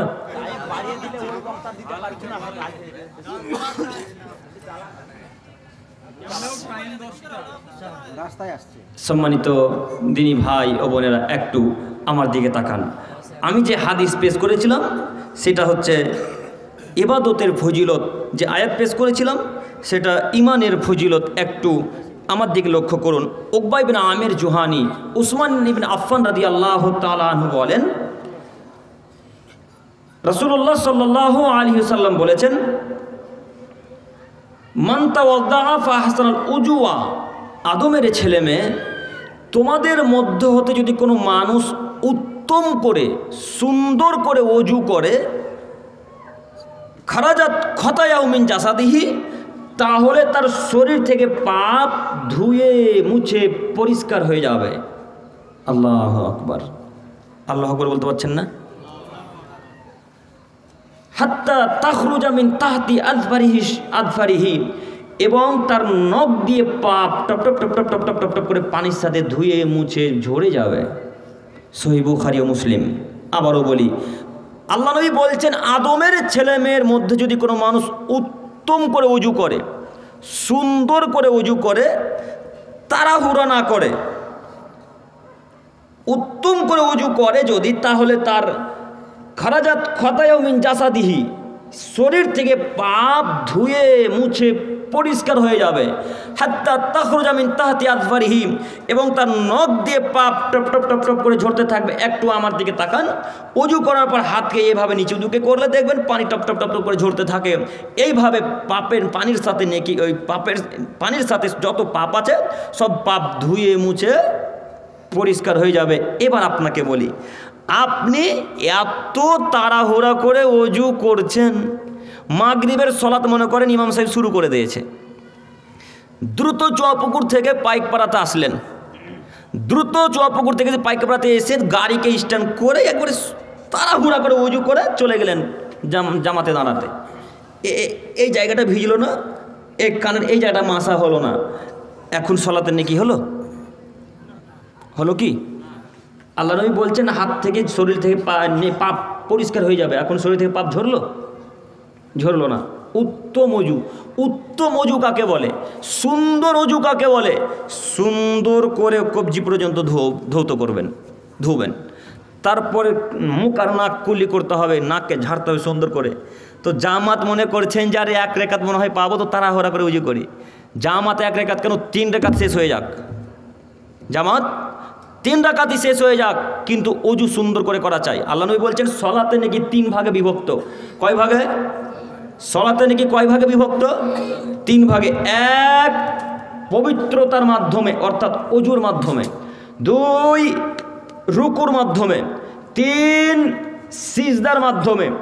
যে 3টি কাজকে পরিপূর্ণ করলো সে যেন সলাতের পূর্ণ নেকি পেল, আল্লাহ তাআলা তার সলাতকে কবুল করলো। আর যে 3টার মধ্যে একটা ইবাদত ভালোভাবে করলো না, সে সলাতের পূর্ণ নেকিও পেল না, তার কোনো ইবাদত পৃথিবীতে কবুল হলো না। এবার আপনাকে আমি বলি, আপনি রুকুতে এমন অবস্থায় যাচ্ছেন মনে হচ্ছে যেন এই হাত দুটো এইভাবে বাঁকিয়ে আছে। আচ্ছা বলেন তো দেখি, যখন রুকুতে যাবেন তখন হাত একেবারে রডের মতো স্ট্রেট থাকবে না বাঁকা থাকবে? জি সত্যি বলছেন? জি কনফিউজ পড়ে গেলেন নাকি? জি একেবারে হাত স্ট্রেট সোজা থাকবে রডের মতো। তো হাজার মানুষকে আমরা লক্ষ্য করে দেখেছি, এমনকি আপনার পীর হুজুর সাহেবকেও দেখেছি লক্ষ্য করে, হুজুর সাহেবের হাত এইভাবে আছে, দেখবেন আপনি। আমার কথা যদি মিথ্যা হয় কালকে সকালবেলা আমাকে কল করে বলবেন আব্দুল করিম ভাই আপনি কথা মিথ্যা বলেছেন। দেখেন আপনি খোঁজ নিয়ে দেখেন, যত বড় বড় এলাকাতে মসজিদ আছে, এদিকে লালগোলা বলেন, আমাদের জঙ্গিপুর বলেন, এদিকে সাইদাপুর বলেন, এদিকে যত বড় বড় মসজিদ আছে, বড় বড় মসজিদের ইমাম সাহেবদেরকে দেখবেন হাত এইভাবে থাকে না? তার জন্যে মুরব্বী সাহেবেরাও যারা মুসল্লিগণ তারাও হাতকে এইভাবে রুকু করে। আজকে এই নীতি বর্জন করতে হবে যে কোনো মূল্যে ইনশাআল্লাহ। হাত একেবারে স্ট্রেট থাকবে, এ কথা মুহাম্মদ সাল্লাল্লাহু আলাইহি ওয়াসাল্লাম বলেন। 1 2 সিজদাতে গিয়ে হাত কুকুরের মতো ফেলে থাকবে না। কুকুরের বসা দেখেছেন? কুকুর যখন বসে তখন হাত দুটোকে একেবারে ফেলে দেয়, মাটি আর দেখা যায় না, তল দেখা যায় কি? দেখা যায় না। তো আল্লাহ নবী বলছেন তোমরা ওইভাবে সিজদা করো যেন তোমাদের হাতের তল দিয়ে, বগলের তল দিয়ে একটা বাচ্চা, ছাগলের বাচ্চা যেন পার হতে পারে। তাহলে হাত কেমনভাবে এখন রাখা লাগবে? এইভাবে শার্ট করে রাখা লাগবে। তো আপনি মুরব্বী সাহেব সিজদা দেখেছেন, তো হাত বুক একবারে সব এক জায়গায় মিলে গেছে। এখন সিজদা ঠিকভাবে হলো? সিজদা যদি ঠিকভাবে না হয় তো সালাত কবুল হবে না। এ কথা মুহাম্মদ সাল্লাল্লাহু আলাইহি ওয়াসাল্লাম বলেন। আমি আপনাকে কি দিয়ে বুঝাবো? রুকু, সিজদা এবং অজু অতীব সুন্দর করে সূক্ষ্মভাবে করা লাগবে। হুজুরের সালাত এত স্পিডে চলে। গত বছর ওই তারাবির সালাত ছিল 8G গতিতে, এবার যে কোন গতিতে হবে আল্লাহই ভালো জানে। হুজুর ফাতিহা বলছে না, পানি পড়ছে বোঝা যায় না। আলহামদুলিল্লাহ বোঝা যাচ্ছে, রব্বিল আলামিনটা শুধু বোঝা যাচ্ছে। ওই শেষে গিয়ে ওয়ালাদ-দাল্লিন আমিন, এর মধ্যে কি যে বললো ফেরেশতারাও লিখতে ভুলে যাবে হয়তো। এত স্পিডে কোরআন পড়া জায়েজ? জি আল্লাহর নবী বলছেন যখন কোনো মানুষ বলে আলহামদুলিল্লাহি রব্বিল আলামিন, তখন আল্লাহ তাআলা তারপরে উত্তর দেন। তো আমি এখন যদি এইভাবে সূরা পড়ি আলহামদুলিল্লাহি রব্বিল আলামিন আর রহমানির রহিম মালিকি ইয়াউমিদ্দিন ইয়াকা নাবুদু ওয়া ইয়াকা নাস্তাইন ইহদিনাস সিরাতাল মুস্তাকিম, তো আল্লাহ কখন উত্তর দিবে গো? কথা বুঝতে পারি না মনে হয়। আল্লাহ উত্তরটা কখন দিবে? আল্লাহর নবী বলছেন যখন কোনো আলেম, কোনো মানুষ সালাতে দাঁড়ায়, যখন কেউ বলে আলহামদুলিল্লাহি রব্বিল আলামিন, তখন আল্লাহ তা এরপরে উত্তর দেন। আবার যখন বলে আর রহমানির রহিম, তখন আল্লাহ আবার উত্তর দেন। এইভাবে যতটা আয়াত আছে ততবার আল্লাহ তাআলা উত্তর দিতে যান। তো আপনার উত্তর আল্লাহ দেবেন না, আপনি রহমত থেকে বঞ্চিত হবেন। কাজে আপনাকে অনুরোধ করে বলি, সালাত আদায় করে রাসূলের দেওয়া পদ্ধতিতে আল্লাহ নবী বলছেন সাল্লু কামা রাআইতুমুনি উসাল্লি, হে পৃথিবীর আদমের ছেলে মেয়ে তোমরা শোনো, ঠিক আমি যেইভাবে সালাত আদায় করি তোমরাও সেইভাবে সালাত আদায় করো, আমি যেইভাবে সালাত আদায় করি ঠিক তোমরা সেইভাবে সালাত আদায় করো। তো আমরা তো মুহাম্মদ সাল্লাল্লাহু আলাইহি ওয়াসাল্লামকে দেখিনি, কিভাবে আমরা বলবো যে আল্লাহ নবী কীভাবে সালাত আদায় করতো? এবার আমাদেরকে লক্ষ্য করতে হবে হাদিস, বুখারী মুসলিম তিনি বলছেন এইভাবে আমি সালাত আদায় করি। আবু হুরায়রা বলছেন আল্লাহ নবী এইভাবে সালাত আদায় করতেন। আব্দুল্লাহ ইবনে আব্বাস বলছেন এইভাবে আল্লাহ রাসূল সালাত আদায় করতেন। আবু বকর, উমর, উসমান রাদিয়াল্লাহু তাআলা আনহুমা, এরা সবাই রাদিয়াল্লাহু তাআলা আনহুম, এরা সবাই বলছেন এইভাবে আল্লাহ নবী সালাত আদায় করতেন। তাহলে এদের কথাকেই মেনে নিতে হবে, এটাই হলো শরীয়ত, এটাই হলো ইসলাম।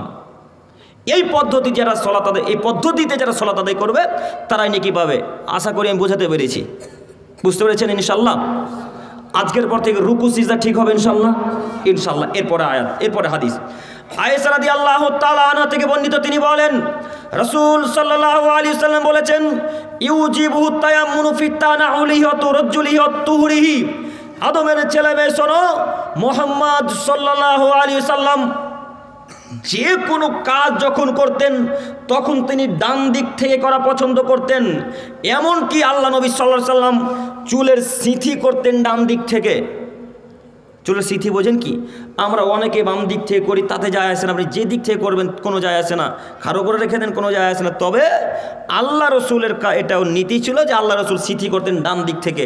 বুখারী মুসলিম, আয়েশা রাদিয়াল্লাহু তাআলা আনহা তার ছোট স্ত্রী, খুব প্রিয় স্ত্রী, তিনি বলছেন আল্লাহ নবী যখনই সিঁথি করতেন তখন ডান দিক থেকে সিঁথি করতেন। তারপরে তিনি বলছেন অত রজ্জুলহি, আল্লাহ নবী আস্তাগফিরুল্লাহ, ভুল হলো, আল্লাহ নবী যখনই পায়ের জুতা পরতেন তখন তিনি ডান পা আগে পরতেন, আগে বাম পা নয়। একটু কথা মাথায় রাখবেন।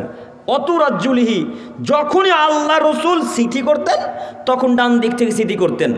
অত্তহুরিহি, যখনই আল্লাহ রসুল পবিত্রতা অবলম্বন করতেন, অর্থাৎ যখন অজু করতেন তখন ডান দিক থেকে আগে শুরু করতেন। অফিসানিহি কুল্লিহি, যে কোনো কাজ আল্লাহ নবী সাল্লাল্লাহু আলাইহি সাল্লাম ডান দিক থেকে করাই পছন্দ করতেন। বুখারী মুসলিম। এখন আপনাকে বলি, আপনার নীতি, চলা বলা, কলা কৌশল সব ইহুদি খ্রিস্টানদের নীতিতে। আপনার নীতি, চলা বলা, কলা কৌশল সব ইহুদি খ্রিস্টানদের নীতিতে। আপনি এই কোটটা পড়ছেন তবু আগে বাম হাত ঢুকাচ্ছেন, তাই না? এই যে দিনী ভাই যারা শার্ট পরেছেন, জ্যাকেট পরে আছেন, আগে কোন হাত পরেছেন বলেন তো? সত্যি করে ইমান নিয়ে একদম আগে বাম হাত ধরেননি? বাম হাত ধরেছেন। শুধু প্যান্টটা যখন পরেন তখন মনে হয় আগে ডান পাটা ভরেন। হ্যাঁ, সুবিধা হয় না? যে কোনো কাজ ডান দিক থেকে করা লাগবে, যে কোনো কাজ। জুতা পরবেন কোন পা আগে ভরবেন? ডান পা। খোলার সময় কোন পা আগে খুলবেন? যে বাম পা। ঠিক। তার মানে পাইকর কি জায়গার নাম কি? পাইকপাড়া মানুষের জ্ঞান আছে, আলহামদুলিল্লাহ। আল্লাহ তুমি আরও জ্ঞান বাড়িয়ে দাও, সকলে বলি আমিন। সম্মানিত তিনি ভাই, যে কোনো কাজ করবেন ডান দিক থেকে করা পছন্দ করবেন। যে কোনো কাজ, যে কোনো কাজ, যত বড় কাজ হোক, যত ছোট কাজ হোক না কেন, ডান দিক থেকে করা পছন্দ করতে হবে। এটা রাসূলের সুন্নাত। এই মোতাবেক যারা চলবে তারা নেকি পাবে, এ কথা আল্লাহ নবী বলেন। এরপরের হাদিস উকবা ইবনে আমির জুহানী রাদিয়াল্লাহু তাআলা আনহু থেকে বর্ণিত, তিনি বলেন রাসূলুল্লাহ সাল্লাল্লাহু আলাইহি ওয়াসাল্লাম বলেছেন, মা মিন মুসলিমিন ইয়াতাওয়াদ্দাউ ফায়ুহসিনু ওযুয়া, তোমাদের মধ্যে হতে যদি কোনো মুসলমান মানুষ সুন্দর করে ওযু করে, শর্ত কি বলেন তো? বক্তব্য আপনারা শোনেন না মনে হয়, শেষ করে দেবো কি? মা মিন মুসলিমিন ইয়াতাওয়াদ্দাউ ফায়ুহসিনু ওযুয়া, তোমাদের মধ্যে যদি কোনো মুসলমান মানুষ সুন্দর করে ওযু করে, শর্ত কি? মুসলমান। শর্ত কি? মুসলমান মানুষ। সুম্মা ইয়াকুমু, ওযু করার পর দাঁড়িয়ে গেল। ফায়ুসাল্লি রাকাতাইন, তারপরে 2 রাকাত সালাত আদায় করলো। মুকবিলুন আলাইহিমা বিকলবিহি ওয়া ওয়াজহিহি, 2 রাকাত সালাত অন্তর থেকে আল্লাহকে খুশি করার উদ্দেশ্যে আদায় করলো। ইল্লা ওয়াজাবাত লাহুল জান্নাহ, আল্লাহ তাআলা তার জন্য জান্নাতকে ফরজ করে দিলেন, ওয়াজিব করে দিলেন। আল্লাহু আকবার। বুখারী মুসলিম। হাদিসের অর্থ মানে বোঝাতে পারলাম না, আবারও বলি, যদি কোনো মুসলমান মানুষ সুন্দর করে ওযু করে, ওযুতে কোনো ভুল না হয়, সুম্মা ইয়াকুমু, তারপর দাঁড়িয়ে গেল, বসে সালাত নয়। আব্দুল করিম ভাই, আমার 2 পা কাটা, এখন কিভাবে সালাত আদায় করব? বসে। তবে যাদের পা ভালো তারা কিভাবে সালাত আদায় করবে? দাঁড়িয়ে। মুকবিলুন আলাইহিমা বিকলবিহি ওয়া ওয়াজহিহি, অন্তর থেকে আল্লাহকে খুশি করার উদ্দেশ্যে যদি কোনো মানুষ 2 রাকাত সালাত আদায় করে, ইল্লা ওয়াজাবাত লাহুল জান্নাহ, তাহলে আল্লাহ সুবহানাহু ওয়া তাআলা তার জন্য জান্নাতকে ওয়াজিব করে দিলেন। তার মানে সে জান্নাত যাবেই যাবে। অত্র বুখারী মুসলিমের হাদিসকে সামনে রেখে আমি আপনাদেরকে বলতে চাইছি, 2 রাকাত সালাত আদায় করা কি খুবই কঠিন? কে বলেছে কঠিন নয়? অতীব কঠিন। অতীব কঠিন হচ্ছে 2 রাকাত সালাত। নইলে ফজরের ওয়াক্তে কাপুরুষের বাচ্চারা ঘুমিয়ে থাকে? হ্যাঁ, নইলে ফজরের ওয়াক্তে কাপুরুষের বাচ্চা, কাপুরুষেরা ঘুমিয়ে থাকে? ইমাম সাহেবকে এখন যদি জিজ্ঞাসা করা হয়, ইমাম সাহেব আজকে ফজরে কতজন মুসল্লি হয়েছিল, ইমাম সাহেব বলবে 5 থেকে 6 জন অথবা 10 জন। কথা ভুল হচ্ছে নাকি? তারপরে যদি জিজ্ঞাসা করা হয় আপনাদের এই সমাজে কতটা বাড়ি আছে, তখন বলবে 1000 বাড়ি আছে। 1000 বাড়ি থেকে যদি একটা করে মানুষ সালাত আদায় করতে আসতো তাহলে কতটা মানুষ হতো? 1000টা মানুষ হতো। তো 10টা মানুষ ছিল, বাকি এই সব মানুষ রাতের বেলায় মারা গিয়েছিল নাকি? এরা এলো না। এরা এলো না কেন? তাহলে আপনি যে বলছেন 2 রাকাত সালাত আদায় করা কঠিন নয়, কে বলেছে কঠিন নয়? অতীব কঠিন। আপনি ট্যাঙ্কির পানিতে উজু করিয়েন শীতের সময়, মনে হবে যেন কবজি খুলে পড়ে যাবে একবারে, এত ঠান্ডা। আল্লাহু আকবার। ট্যাঙ্কির পানি যারা সালাত আদায় করে ফজরে বিশেষ করে তারাই বলতে পারবে। সম্মানিত দিনী ভাই, তাই অনুরোধ করে বলি 2 রাকাত সালাত অতীব সুন্দর করে যে আদায় করলো তার জন্য জান্নাত অজীব হয়ে গেল। কথা মুহাম্মদ সাল্লাল্লাহু আলাইহি সাল্লাম বলছেন, কিন্তু আল্লাহকে খুশি করার উদ্দেশ্যে সালাত কে আদায় করে? আমাদের মধ্যে হাজারো মানুষ সালাতে দাঁড়িয়ে ঘড়িতে কটা বাজে সেটা দেখে, দেখে না? একটা বাস্তব ঘটনা বলি আপনাকে। তারাবির সালাত চলছে, তারাবির সালাত চলছে, যে তারাবির সালাত আদায় করতে করতে পিছনে কে কাকে লাত মেরেছে না মেরেছে, সামনের কাতারে যে লোকটা আছে ও বলছে ও মুখকে লাত মেরেছে। তাহলে কি ওর আল্লাহ রসুলের মতো ওই পিছনে 2টা চোখ আছে নাকি যে দেখতে পেল? তার মানে কি ও ফাঁকতালে এভাবে দেখে নিয়েছে, তারপর আবার সামনে দিয়ে খাড়িয়ে গেছে। কিভাবে বল? আবার একটা লোক বলছে আমাকে দেখে হাসছিল। তো আচ্ছা, একটা লোক আপনাকে দেখে হাসলো, তো আপনি কিভাবে দেখলেন? না তাকালে আপনি দেখতে পারবেন যে হাসলো। আপনারা কে হাসছেন কে হাসেন বুঝতে পারি না, আমি বুঝতে পারছি। তো আমি যদি নাই তাকাই তো আমি বলতে পারবো যে কে হাসলো কে হাসলো না। তার মানে সালাত আল্লাহর জন্য আদায় করে না এরা, সালাত এইভাবে আদায় করে না এরা। সালাত এইভাবে আদায় করে, মনে করে যে সালাতে যদি না যায়, তারাবির সালাতে যদি না যায় তো পাড়া প্রতিবেশী কী বলবে যে আব্দুর রহমান আব্দুল করিম চায়ের দোকানে আড্ডা মারছে, সালাত আদায় করে না। এই উদ্দেশ্যে সালাত আদায় করতে আসে।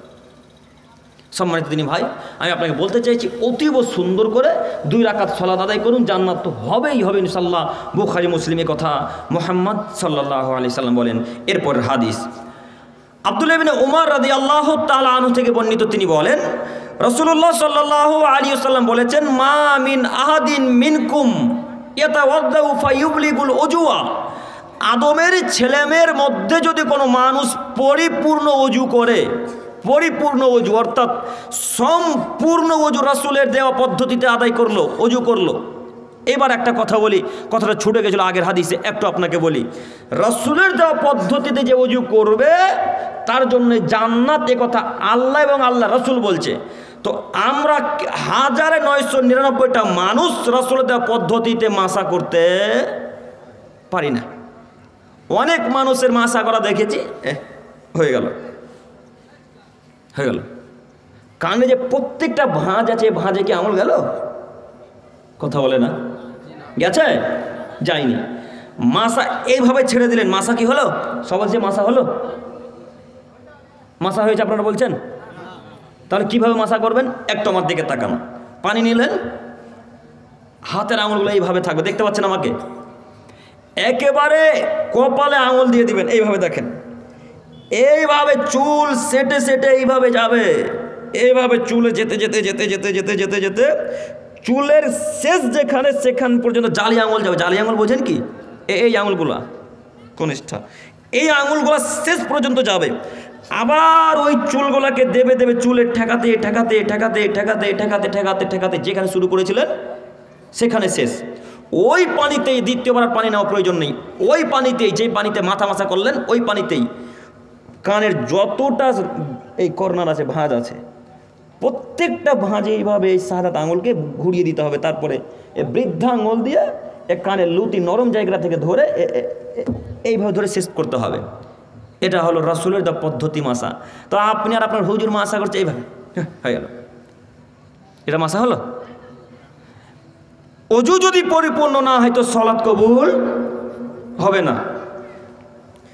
ওযু যদি পরিপূর্ণ না হয় তো সালাত কবুল হবে না।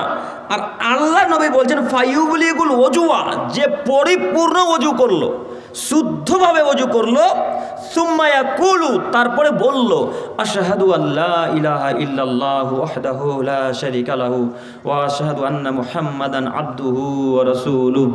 দোয়া মুখস্থ আছে কি? এটা ওযুর শেষের দোয়া। আর অজুর প্রথম দোয়া কি? বিসমিল্লাহির রহমানির রহিম। শুধু বিসমিল্লাহ, মনে থাকবে ইনশাল্লাহ। শুধু বিসমিল্লাহ অজুর দোয়া। আর অজুর শেষের দোয়া আশহাদু আল্লা ইলাহা ইল্লাল্লাহু ওয়াহদাহু লা শারীকা লাহু ওয়া আশহাদু আন্না মুহাম্মাদান আবদুহু ওয়া রাসূলুহু। আল্লাহ নবী বলছেন যে এই বাক্য অজু করার পর বলল ফুতিয়াত লাহু আবওয়াবুস সামাই, তার জন্য জান্নাতের 8টা দরজা সঙ্গে সঙ্গে খুলে গেল। সুবহানাল্লাহ, আল্লাহু আকবার বলতে পারছেন না আপনারা? সঙ্গে সঙ্গে 8টা দরজা খুলে গেল। মিন আইহা সা, জান্নাতের যে কোনো দরজা দিয়ে লোকটা এখন প্রবেশ করতে পারে। যে লোকটা এই ওযু করার পর বলবে আশহাদু আল্লা ইলাহা ইল্লাল্লাহু ওয়াহদাহু লা শারীকা লাহু ওয়া আশহাদু আন্না মুহাম্মাদান আবদুহু ওয়া রাসূলুহু ইল্লা ফুতিয়াত লাহু আবওয়াবুস সামাই, জান্নাতের 8টি দরজা খুলে গেল। মিন আইহা সা, সে 8টি দরজার যে কোনো দরজা দিয়ে এখন প্রবেশ করতে পারে। কোনো দারোয়ান তাকে বাধা এখন দিবেন না যে আপনি এই দরজা দিয়ে প্রবেশ করিয়েন না। যে দরজা দিয়ে প্রবেশ করতে ইচ্ছুক জান্নাতের মানুষ সে দরজা দিয়ে প্রবেশ করতে পারে। সম্মানিত মুরব্বী সাহেব, অনুরোধ করে বলি আপনাকে যে সুন্দর করে সূক্ষ্মভাবে রাসূলের দেওয়া পদ্ধতিতে ওযু করার চেষ্টা করুন।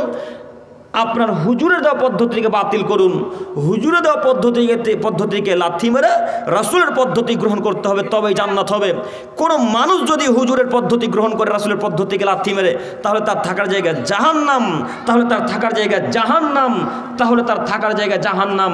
একটু আপনাকে আমি দেখাই হুজুরের পদ্ধতি। হুজুর মনে করে যে এইভাবে মাসা করা লাগবে, জি না, এটার রাসূলের পদ্ধতি নয়, এটা হুজুরের পদ্ধতি। তাই আপনাকে আমি অনুরোধ করে বলছি হুজুরের পদ্ধতিকে ছুঁড়ে ফেলে দিয়ে রাসূল যে পদ্ধতিতে মাসা করেছেন, রাসূলুল্লাহ সাল্লাল্লাহু আলাইহি ওয়াসাল্লাম যে পদ্ধতিতে পা ধুয়েছেন, রাসূলুল্লাহ সাল্লাল্লাহু আলাইহি ওয়াসাল্লাম যে পদ্ধতিতে ওযু করেছেন, মুখ পর্যন্ত কোন পর্যন্ত হাত ধৌত করেছেন, ঠিক সেই মোতাবেক ধৌত করতে পারবে যে তাদের জন্য জান্নাত। আল্লাহ তুমি আমাদের সকলকে তোমার রাসূলের দেওয়া পদ্ধতিতে ওযু করার তৌফিক দান করো। সকলেই বলি আমিন। সম্মানিত মুরব্বী সাহেব, আরও কথা এই যে আবু হুরায়রা, আব্দুল্লাহ ইবনে উমর রাদিয়াল্লাহু তাআলা আনহু এবং আবু সাঈদ খুদরি রাদিয়াল্লাহু তাআলা আনহু হাদিস বর্ণনা করে আব্দুর রহমানকে বলছেন। আব্দুর রহমান একজন বিখ্যাত সাহাবী। এই বিখ্যাত আব্দুর রহমান সাহাবীকে আবু সাঈদ খুদরি রাদিয়াল্লাহু তাআলা আনহু বলছেন, আব্দুর রহমান, আমি তোমার মাঝে গ্রাম্য লোকের, গ্রাম্য এলাকার এবং ছাগলের ভালোবাসা দেখতে পাচ্ছি। একটু আমার দিকে দেখেন, খুব গুরুত্বপূর্ণ হাদিস, একটু মনোযোগ সহকারে শ্রবণ করেন। তিনি বলছেন, আব্দুর রহমান, আমি তোমার মাঝে গ্রাম্য এলাকা এবং ছাগলের ভালোবাসা দেখতে পাচ্ছি। তো যখন তুমি গ্রাম্য এলাকাতে ছাগল চড়াতে যাবে, তখন তুমি আজান দিবে। যখন সলাতের সময় হয়ে যাবে তখন তুমি আজান দিবে। আজানের শব্দগুলা জোরে জোরে বলবে। কেন? তুমি যদি আজানের শব্দগুলা জোরে জোরে বলো, তাহলে তোমার শব্দ যত পশু প্রাণী, যত উট, দুম্বা, ভেড়া, ছাগল, পিপিলিকা, প্রজাপতি, যত যাবতীয় ছোট থেকে বড়, বড় থেকে ছোট প্রাণী আছে, মানুষ, জিন, যারাই শুনতে পাবে, কিয়ামতের মাঠে তোমার পক্ষে সাক্ষ্য দিবে। এরা সবাই তোমার পক্ষে কথা বলবে। আল্লাহু আকবার। সবাই কার পক্ষে সাক্ষ্য দিবে?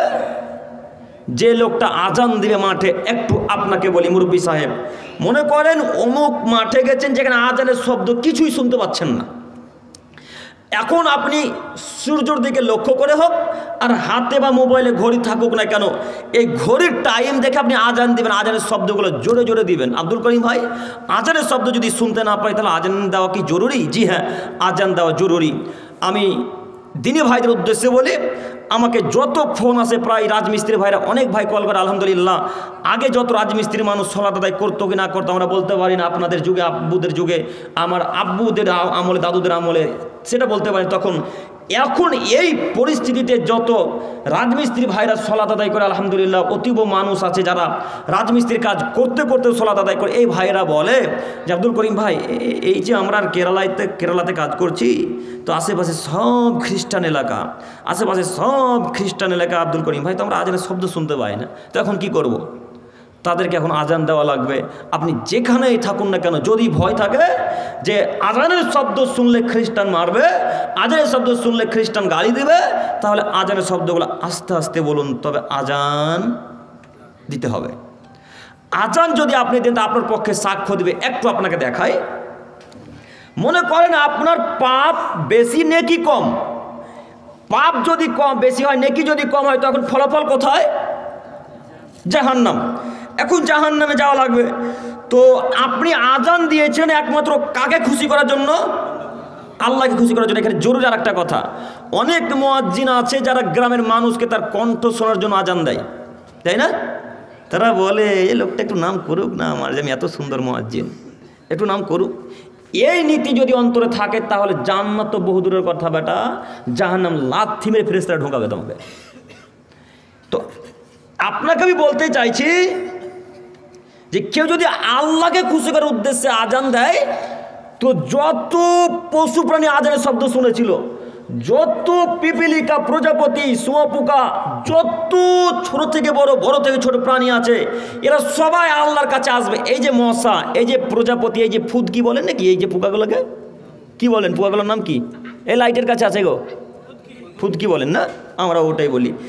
এই ফুদকিতে এসে রাজা শুনতে পাবে না মাগরিবের? এরা তো সাধারণত মাগরিব পরেই বের হয়, তাই না? এরা দিনের বেলায় সাধারণত বের হয় না। মশা যদি শুনতে পাই, তো এরা সবাই আল্লাহর কাছে আসবে। আল্লাহর কাছে এসে আল্লাহকে বলবে, আল্লাহ আপনি কি জাহান্নামে দিচ্ছেন মানে বুঝতে পারলাম না। আল্লাহ আপনি মুয়াজ্জিনকে জাহান্নামে দিচ্ছেন মানে বুঝতে পারলাম না। তখন আল্লাহ বলবে যে পাপ কম, পাপ যে বেশি, নেকি কম যে। তখন আল্লাহ বলবে, আল্লাহ না না না না না, এই লোকটা আপনাকে খুশি করার জন্য আজান দিয়েছিল। আল্লাহ মশা এসে বলবে, আল্লাহ এই লোকটা আপনাকে খুশি করার জন্য আজান দিয়েছিল। গরু, ছাগল, উট, দম্বা, ভেড়া, পৃথিবীতে যত পশু প্রাণী আছে, কীট পতঙ্গ আছে, সবাই আল্লাহকে এসে বলবে। তখন আল্লাহ বলবেন, যা তোদের জন্য আমি জান্নাত দান করে দিলাম। আল্লাহু আকবার। তাহলে আজানের ফজিলত কত বুঝতে পেরেছেন তো? এখন মুরব্বি সাহেব বলছে, আমি কেন আজান দেবো? ইমাম সাহেবকে এমনি টাকা দিয়ে রেখেছি। হ্যাঁ, মুরব্বি সাহেব বলে না যে আমি কেন আজান দেবো? ইমাম সাহেবকে এমনি টাকা দিয়ে রেখেছি। ইমাম সাহেব আজান দেবে যেখানে থাক না কেন। ইমাম সাহেব তখন ভয়ে ভয়ে যদি ওই চুয়াপুকুর বাজারে থাকে, তো জোরে সাইকেল চালিয়ে আগে আজান দেয়। ও পড়লো কি বাঁচবে? যদি পড়ে যায় তো যদি লঙ্গিও দেখবে না যে ভালো বাঁধা আছে কিনা, দৌড়ে চলে আসবে আজান দেওয়ার জন্য। কেন বলেন তো? ওই যে ভয় আছে যে। আর এরা এত বদ মানুষ, যারা দায়িত্বে আছে, এরা ইমাম ভাতাটাও কেটে দেবে। ইমাম ভাতা বোঝেন কি? মমতা খালা যে টাকাটা দিচ্ছে ওটা। তো আচ্ছা, আপনারা কি মনে করেন যে ইমাম সাহেব আপনার গোলাম নাকি? হ্যাঁ, আপনারা কি মনে করেন ইমাম সাহেব গোলাম? আপনি কি জানেন ইমাম মানে নেতা? ইমাম মানে কি? ইমাম মানে নেতা। ওই এই গ্রামের মানুষকে যা আদেশ করবে তা এই গ্রামের মানুষ আদেশ মানতে বাধ্য, আদেশ মানতে বাধ্য। আপনি ইমামকে আদেশ করেন মানে আপনি বলছেন ইমাম সাহেব মসজিদ ঝাড়ু দেয়নি। বেটা, ইমাম সাহেব কেন ঝাড়ু দেবে? আপনি কি করছিলেন? ইমাম সাহেব কেন মসজিদ ঝাড়ু দেবে? ইমাম সাহেব কেন মসজিদ ঝাড়ু দেবে? আপনার নেকির প্রয়োজন নেই, ইমামের শুধু নেকি প্রয়োজন। আপনি মসজিদ ঝাড়ু দেবেন, ইমাম সাহেব মসজিদ ঝাড়ু দেবে না। যদি নেকির প্রয়োজন হয় সেটা ভিন্ন বিষয়, ইমাম সাহেব ঝাড়ু দেবে নিজ ইচ্ছাই। কিন্তু কোনো মায়ের বেটা, কোনো সরকার, কোনো সভাপতি, কোনো কেসের কোনো মানুষ, গ্রামের মানুষ, মুরব্বী, মুসল্লি, কেউ ইমাম সাহেবকে জোর গলায় এসে বলতে পারবে না মসজিদ ঝাড়ু দেননি কেন। এসে মুরব্বী সাহেব বলছে মসজিদ ওই পায়খানা পরিষ্কার করেননি কেন। ইমাম সাহেব পায়খানা পরিষ্কার করার জন্য এসেছে? ইমাম সাহেব কেন পায়খানা পরিষ্কার করবে? আপনার গোলাম এসেছে নাকি? ইমাম নেতা মানুষ, ইমাম মানে নেতা মানুষ, ইমাম মানে নেতা মানুষ। জিন্দেগিতে পায়খানা পরিষ্কার করবে না কেন? নেতা ইমাম সাহেব পায়খানা পরিষ্কার করবে। আপনি বলছেন অজুখানাটা এত নোংরা হয়েছে কেন? তো অজুখানা নোংরা থাকবে না মানে ইমাম সাহেব কেন অজুখানা পরিষ্কার করবে? আপনি করবেন, গ্রামের আপনার মানুষ করবে, গ্রামের সর্দার করবে, গ্রামের সভাপতি করবে, গ্রামের ক্যাশিয়ার করবে, ইমাম সাহেব করবে না। যদি ইচ্ছা হয়তো করলো, না ইচ্ছা না করলো। একটা বদনা পরে আছে, বদনা বোঝেন কি?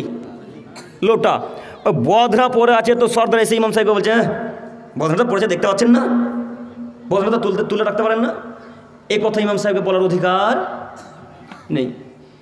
এই কথা ওই ইমামদেরকে বলতে পারে যারা ওইভাবে চলাচল করে। এমন কোনো মায়ের বেটার পক্ষে ক্ষমতা নেই যে এই কথা আমাদের সামনে বলতে পারে। ওকে কবর দিয়ে দেবো হাদিস কোরআন দিয়ে একেবারে। আমি ইমাম সাহেব, আমি মসজিদ পরিষ্কার করবো মানে দিব, সেটা আলাদা বিষয়। নেকি নিব সেটা আলাদা বিষয়। তো আমার নেকি প্রয়োজন, গ্রামের মানুষের নেকির প্রয়োজন নেই। ইমাম সাহেব কেন পায়খানা পরিষ্কার করবে? ইমাম সাহেব কেন ওই মসজিদ ঝাড়ু দেবে? ইমাম সাহেব কেন উজুখানা পরিষ্কার করবে? সাধারণ সারা পৃথিবীর মানুষ পায়খানা পরিষ্কার করবে মসজিদের, সারা পৃথিবীর মানুষ উজুখানা পরিষ্কার করবে, সারা পৃথিবীর মানুষ মসজিদ ঝাড়ু দেবে, সারা পৃথিবীর মানুষ অজুখানা পরিষ্কার করে নিয়ে কি অর্জন করবে?